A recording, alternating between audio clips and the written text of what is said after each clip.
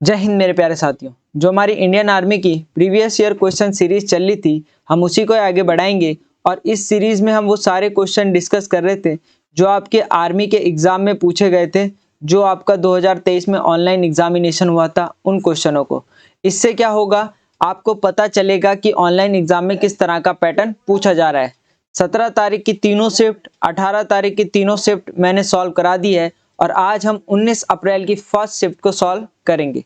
सबसे पहला क्वेश्चन था आपके पास, 1773 में ब्रिटिश भारत के पहले गवर्नर जनरल कौन थे? तो वो थे वॉरेन हेस्टिंग।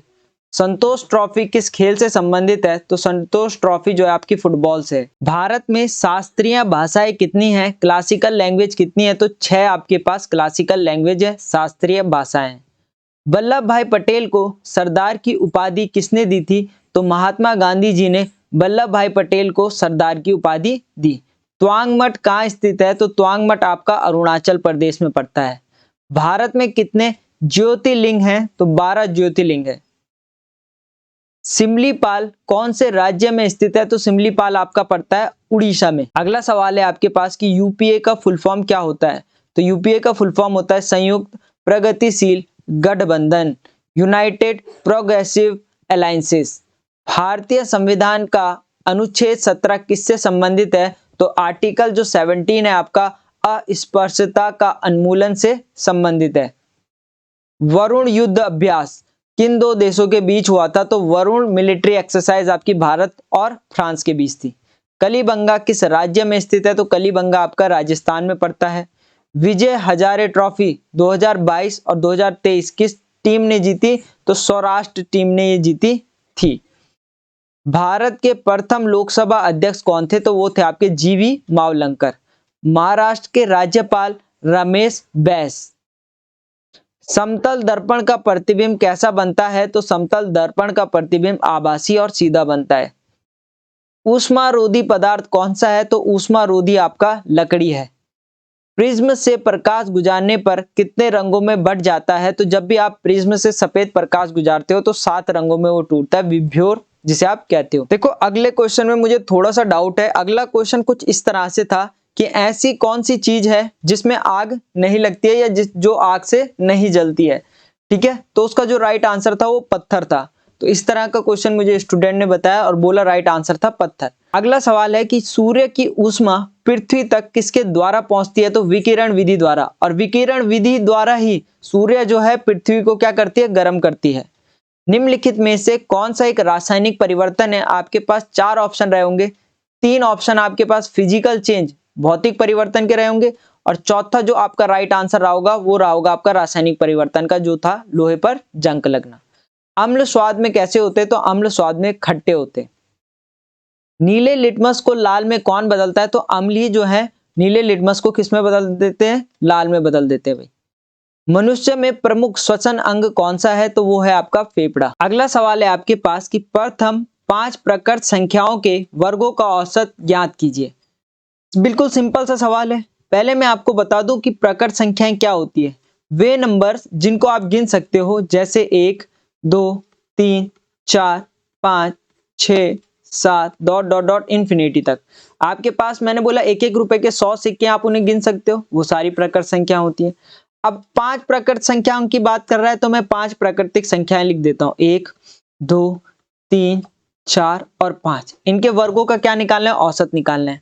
तो वर्गों के औसत का फॉर्मूला होता है आपके पास, वर्गों के औसत का, प्रकृत संख्याओं के वर्गों का औसत का फॉर्मूला होता है n + 1 2n + 1 by 6।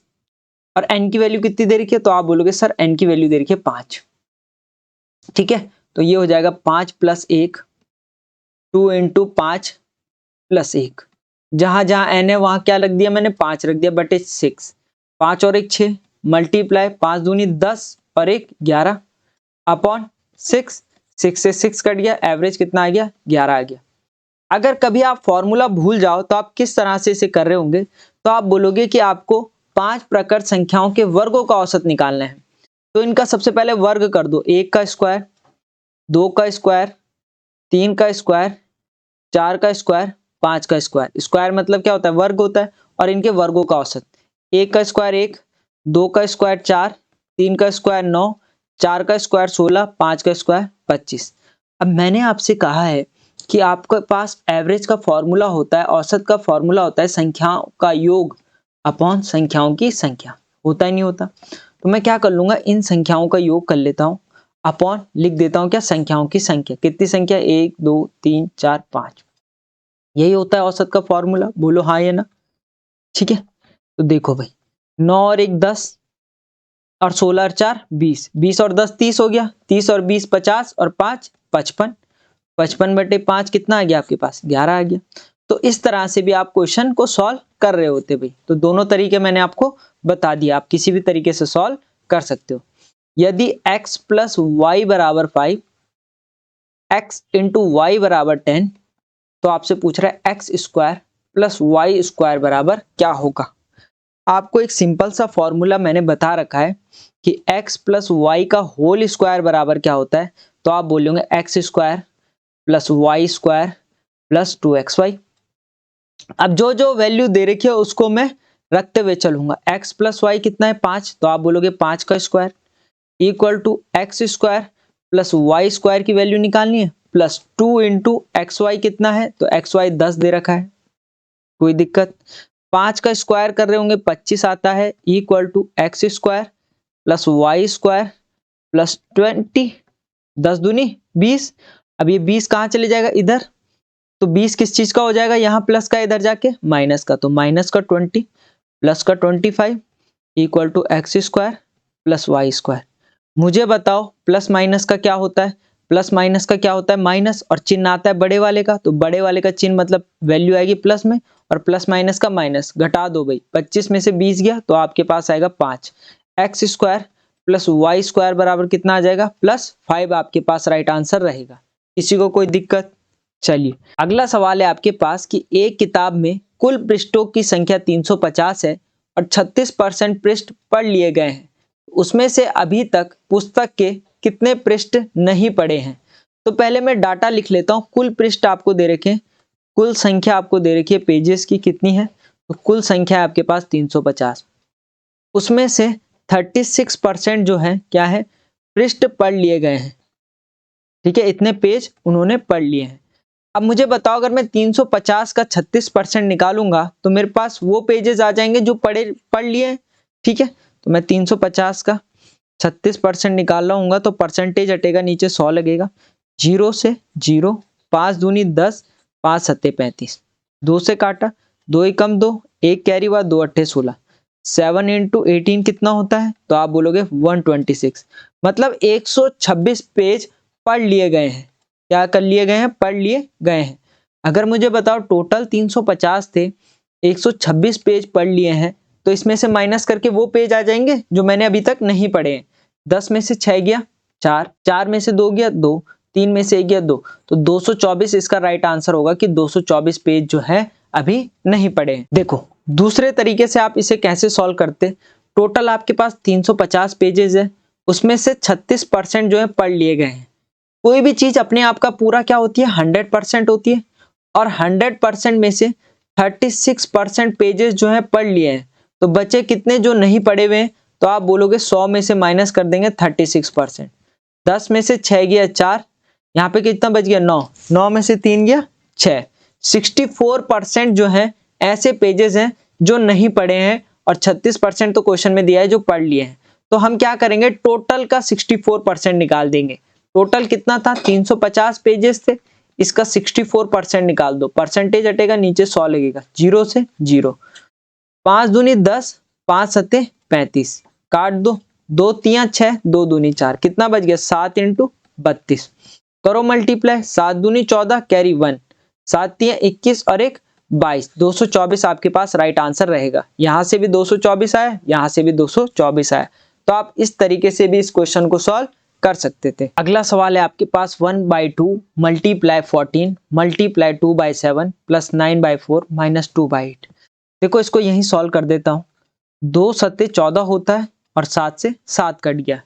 पहले मैंने ऐसे क्यों किया, क्योंकि पहले मल्टीप्लाई सॉल्व होता है। क्या वैल्यू बच गई, 2/1 प्लस 9/4 माइनस 2/8। एलसीएम क्या आ जाएगा, तो आप बोलोगे एलसीएम आ जाएगा 8।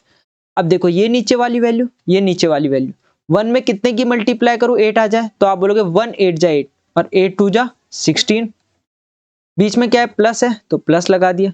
4 में कितने की मल्टीप्लाई करूं 8 आ जाए, 4 2 जा 8 और 9 2 जा 18, 8 में कितने की मल्टीप्लाई करूं 8 आ जाए, तो आप बोलोगे 8 1 जा 8, 2 1 जा 2, चिन्ह किसका है माइनस का, बिल्कुल सिंपल। देखो इन दोनों को प्लस करो कितना आएगा, 6 और 8 होता है आपके पास 14, कैरी हो गया 1 1 2 3, 34 माइनस 2 अपॉन 8, 34 में से 2 गया 32 अपॉन 8, 8 चौको 32, 4 आपके पास क्या रहा है राइट आंसर रहा होगा। ठीक है, आप यहाँ डायरेक्ट भी कर सकते हैं, 18 में से 2 गया 16 और 16 का डबल होता है 32 और 32 बटा कितना 8, 8 चौको 32, इस तरह से भी डायरेक्ट आप कर सकते हो। अगला सवाल है आपके पास कि घन का आयतन क्या होगा जिसकी भुजा 2.1 सेंटीमीटर है। तो भुजा आपको दे रखी है, साइड आपको दे रखी है कितनी 2.1 सेंटीमीटर, और घन का आयतन होता क्या है, तो आप बोलोगे भुजा का क्यूब। घन का आयतन होता है भुजा का क्यूब, साइड का क्यूब होता है। ठीक है, साइड दे रखी है 2.1, 2.1 का क्यूब, 2.1 का क्यूब मतलब 2.1 इंटू 2.1 इंटू 2.1। अगर आपको 21 का क्यूब पता है कि 21 का क्यूब होता है 9261। ठीक है, कितनी संख्या के बाद दशमलव है 1 2 3, 3 संख्या 3 बार मल्टीप्लाई, तो 1 2 3, 3 संख्या के पहले क्या लगा दो दशमलव, तो आपके पास क्या आएगा 9.261। ठीक है, नहीं तो आप 21 इंटू 21 इंटू 21 कर रहे होंगे तो यही आएगा 9261। अब देखो एक संख्या के पहले पॉइंट है, एक संख्या के पहले पॉइंट है, एक संख्या के पहले पॉइंट है, एक संख्या ये, एक संख्या ये, एक संख्या है, कितनी संख्या हो गई 3 संख्या, तो 3 संख्या के पहले मैंने पॉइंट लगा दिए 1 2 3, तो 9.261 आपके पास क्या रहेगा राइट आंसर रहेगा। अगला सवाल है आपके पास कि एक कार 200 किलोमीटर की दूरी 20 किलोमीटर प्रति घंटे की गति से और अगले 100 किलोमीटर की दूरी 10 किलोमीटर प्रति घंटे की गति से तय करती है, तो इसकी औसत गति ज्ञात करो। ठीक है, सबसे पहले मैं आपको बता देता हूं, आपको निकालना क्या है, आपको औसत गति निकालनी है। अगर मैं औसत गति की बात करूं तो इसे कहा जाता है एवरेज स्पीड, एवरेज स्पीड, और एवरेज स्पीड का आपके पास फॉर्मूला होता है total distance upon total time, total distance DISTANC, total distance upon total time. Hindi में बोलूं कुल दूरी, जितनी उसने चली है कुल दूरी अपॉन कुल समय, कुल समय।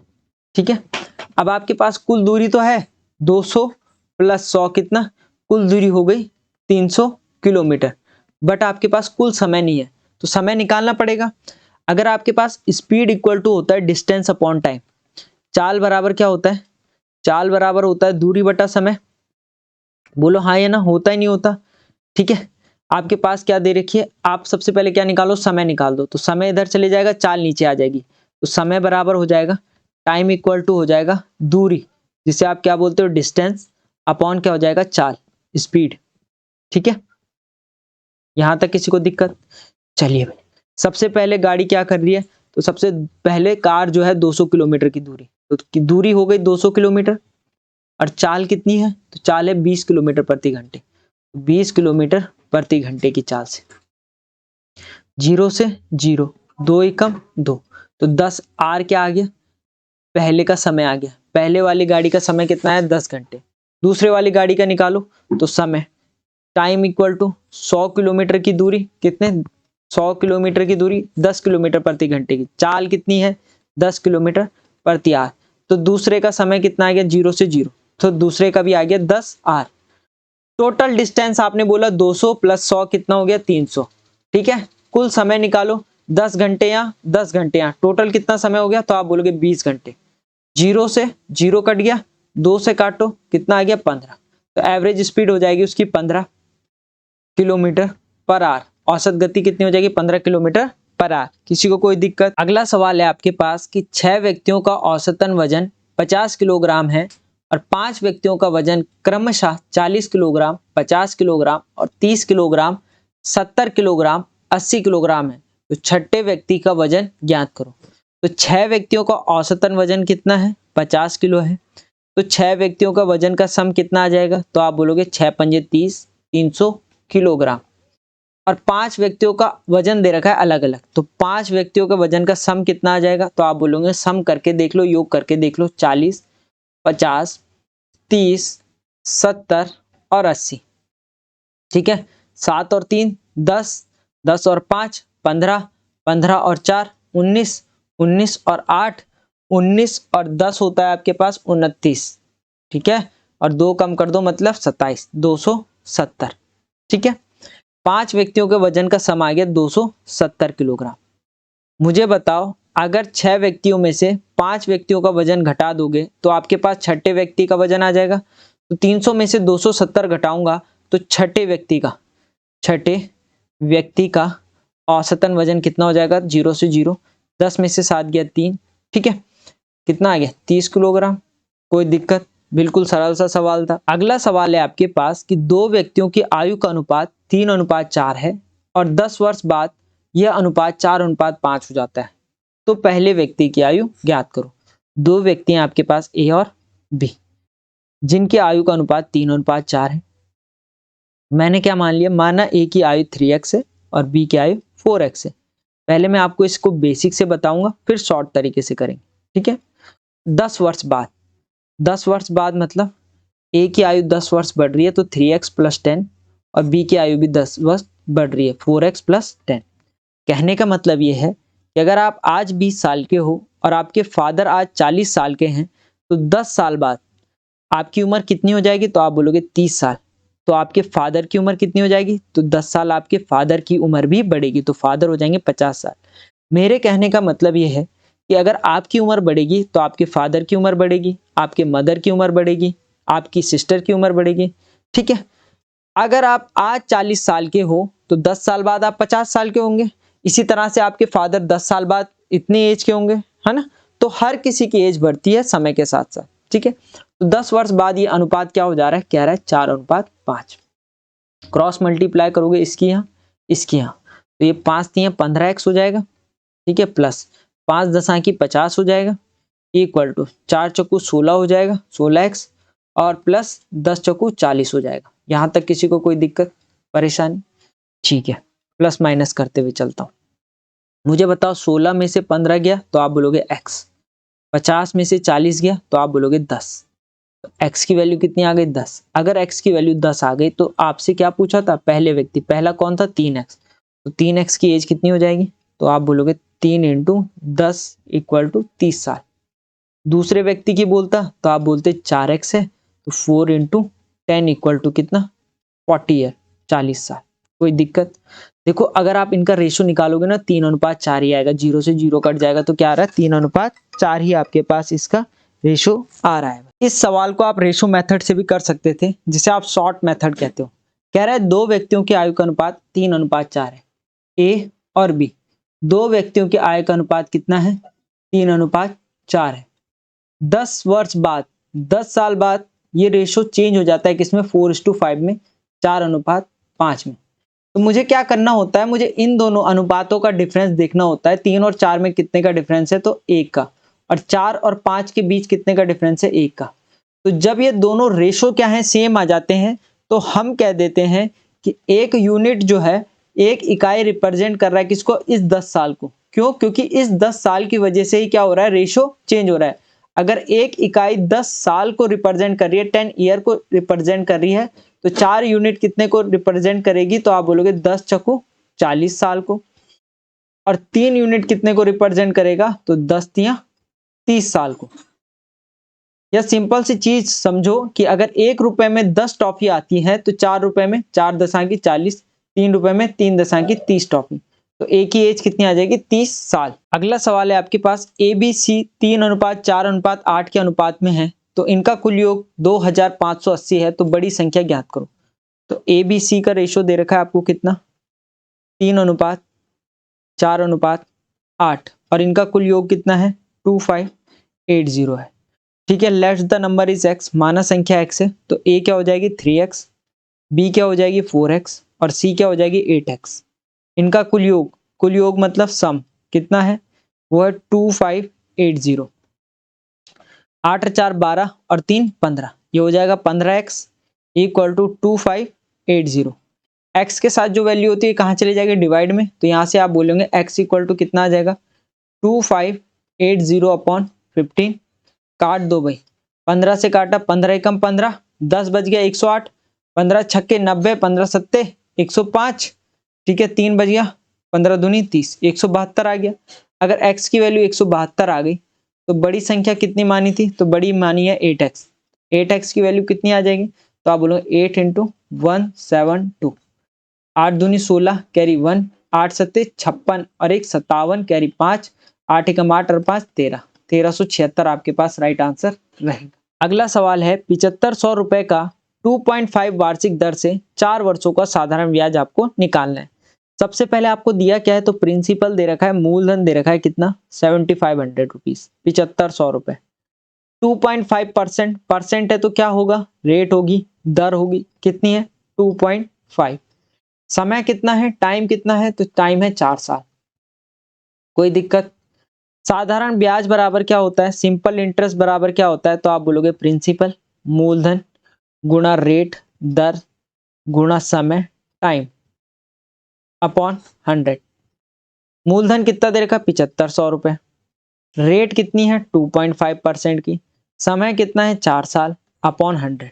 यहां तक किसी को दिक्कत, बिल्कुल सिंपल, मैंने फॉर्मूले में वैल्यू रखी है 1 2 1 2, 2 जीरो से 2 जीरो कट गए, 25 चक्कू 100, 25 चक्कू 100 हो गया, 75 इंटू 25 चक्कू 100 और 1 दशमलव है तो एक बार दशमलव इधर खिसक जाएगा तो कितना आ जाएगा, ये 10 आ जाएगा। 75 इंटू 10 कितना 750 रुपए, सिंपल सा था, है ना। अगला सवाल है आपके पास 35, 70 और 77 का मासपा कितना होगा, आपसे HCF पूछ रहा है, हाईएस्ट कॉमन फैक्टर। तो HCF हम अलग अलग निकालते हैं, 35, 70 और 77 का कह रहा है। सबसे पहले 35 के गुणनखंड निकालेंगे, फैक्टर निकालेंगे, तो आप बोलेंगे 5 सत्ते 35 और 7 एकम 7। तो 35 के फैक्टर क्या क्या आ गए मेरे पास, ये आ गए 5 इंटू 7। 70 के फैक्टर आपने निकाले, 2 3 6 कैरी 1 हो गया, 2 पंजे 10, 5 सत्ते 35 और 7 एकम 7, मतलब 70 के गुणनखंड क्या आ गए 2 इंटू 5 इंटू 7। फिर 77 के फैक्टर निकाले, तो 7 से किया 7 एकम 7, 7 एकम 7, 11 एकम 11। तो 77 के क्या गुणनखंड आए, तो 7 इंटू 11। अब ऐसा कॉमन फैक्टर जो तीनों जगह सेम हो, एक ये 7, एक ये 7 और एक ये 7, ये तीनों जगह कॉमन है, ठीक है। तो HCF क्या हो जाएगा, इसका हाईएस्ट कॉमन फैक्टर क्या हो जाएगा 7। कोई दिक्कत, बिल्कुल आसान सा सवाल। अगला सवाल था आपके पास 3x प्लस 1 इक्वल टू 4, तो find the value of x, x का मान क्या होगा, ठीक है। मुझे बताओ ये 1 इधर चले जाएगा, तो आप बोलोगे 3x इक्वल टू 4 माइनस 1, तो 3x इक्वल टू 4 में से 1 गया 3। अब ये 3 कहाँ चले जाएगा, यहाँ मल्टीप्लाई में, तो ये डिवाइड में चले जाएगा, तो x की वैल्यू आ जाएगी 3/3। तो 1 आपके पास क्या रहेगा, राइट आंसर रहेगा। किसी को कोई दिक्कत। अगला सवाल है आपके पास कि ROAD को क्या लिख रहा है, WTFI, तो पूछ रहा है बीट का कोड क्या होगा, BEAT। सिंपल सा है, R आपके पास 18 होता है, O 15 होता है, A 1 होता है, D 4 होता है, W 23 होता है, T 20 होता है, F 6 होता है, I 9 होता है। मुझे बताओ अगर 18 को मुझे 23 बनाना है तो क्या ऐड करना पड़ेगा, तो आप बोलेंगे 5। 15 को 20 बनाना है तो +5, 1 को 6 बनाना है तो +5 और 4 को 9 बनाना है तो +5। तो सीरीज पता चल गई, +5 की सीरीज चल रही है। क्या लॉजिकल सीक्वेंस चल रहा है +5 का, तो B होता है 2, E होता है 5, A होता है 1, T होता है 20। तो 2 में 5 जोड़ रहे होंगे तो 7 आता है, तो 7 होता है G का। 5 में 5 जोड़ रहे होंगे तो 10 आता है, तो 10 होता है J का। 1 में 5 जोड़ रहे होंगे तो आता है 6, तो 6 होता है F का। T में 5 जोड़ रहे होते हैं तो आता है 25 और 25 होता है X का। GJFX इसका राइट आंसर रहेगा। अगला सवाल है आपके पास FJNR, यहाँ पे क्या आएगा और V, ये मिसिंग नंबर आपसे पूछ रहा है, मिसिंग अल्फाबेट, ठीक। F होता है 6, J होता है 10, N होता है 14, R होता है 18। आप देख रहे होंगे कि इन दोनों का डिफरेंस कितना है, तो डिफरेंस आया आपके पास +4। इन दोनों नंबर्स का डिफरेंस कितना है, तो 4। इन दोनों नंबर 18 में से 14 गया 4, तो इन तीनों का डिफरेंस क्या आ रहा है, 4 4 आ रहा है। हमें लॉजिकल सीक्वेंस पता चल गया कि 6 में 4 जोड़ने पर 10 आ रहा है, 10 में 4 जोड़ने पर 14 आ रहा है, 14 में 4 जोड़ने पर 18 आ रहा है, तो 18 में भी क्या जोड़ना पड़ेगा, 4, क्या आएगा 22। 22 किसका होता है, V का। ठीक है, तो V आपके पास राइट आंसर रहेगा। ये V आपके पास दे नहीं रखा था, ये V पूछा हुआ था। ठीक है, गलती से टाइपिंग वाले ने पूरी सीरीज पूरी कर ली। आपसे फिर मिसिंग नंबर पूछ रहा है, और मिसिंग नंबर बहुत सरल। ठीक है, 2 का स्क्वायर 4, 3 का स्क्वायर 9, 4 का स्क्वायर 16, 5 का स्क्वायर 25। तो आगे क्या होगा, 2 के बाद 3, 3 के बाद 4, 4 के बाद 5, 5 के बाद 6, 6 का स्क्वायर 36। तो 36 राइट आंसर रहता। आगे फिर किसका है, 7 का स्क्वायर। ठीक है, अगला सवाल कह रहा है कि दिए गए क्रम में, ये आपको एक सीरीज दे रखी है, इसमें ऐसे कितने 5 हैं, ऐसे कितने 5 हैं जिनके ठीक बाद 3, जिनके ठीक बाद आना चाहिए 3, और ठीक पहले 7 नहीं होना चाहिए, ठीक पहले 7 नहीं होना चाहिए। 7 के अलावा कुछ भी हो सकता है, 1 2 3 4 5 6 8 9, कुछ भी हो सकता है, बट 7 नहीं होना चाहिए। कहाँ, ठीक पहले। तो हम चेक कर लेते हैं, एक तो ये 5 है, इसके ठीक पहले क्या है 9, बिल्कुल सही, और ठीक बाद क्या है 3, बिल्कुल सही। पहली सीरीज में हमें एक कंडीशन सेटिस्फाई हो गई, एक 5 मिल गया। दूसरा 5, इसके ठीक पहले 2 है और ठीक बाद 3 है, बिल्कुल सही। दूसरी सीरीज में दूसरा अंक 5 मिल गया। 5, इसके ठीक पहले क्या है 8, ठीक बाद क्या है 5, तो ये नहीं हो सकता। ठीक बाद कितना चाहिए 3। तीसरा 5, 5, ठीक पहले 3, ठीक है, हो सकता है। ठीक है, ठीक बाद, तो ठीक बाद हमें 3 चाहिए, तो 3 नहीं है, तो ये नहीं हो सकता। अगला 5, ठीक पहले 7 है, बट ठीक पहले 7 नहीं चाहिए, तो ये 5 भी नहीं हो सकता। ये वाला 5, ठीक पहले 6 है, हो सकता है। ठीक बाद 3 है, 3 ही होना चाहिए। तीसरा 5 हमें मिल गया है सीरीज में। चौथा 5, ठीक पहले 3, ठीक है, पहले तो कुछ भी हो सकता है 7 को छोड़ के, बाद में क्या होना चाहिए 3 होना चाहिए, बाद में 7 है, नहीं हो सकता। तो इस सीरीज में 3 ऐसे 5 हैं जो इस कंडीशन को फॉलो कर रहे हैं कि पहले क्या होना, पहले 7 नहीं होना चाहिए और बाद में 3 होना चाहिए। कितने 3 है, 3। ठीक है, राइट आंसर क्या होगा, 3। चलिए भाई, कमेंट सेक्शन में जरूर बताइएगा कि आपके इसमें कितने मार्क्स आए थे। ठीक है, बाकी मिलते हैं आपसे नेक्स्ट वीडियो पर। जय हिंद।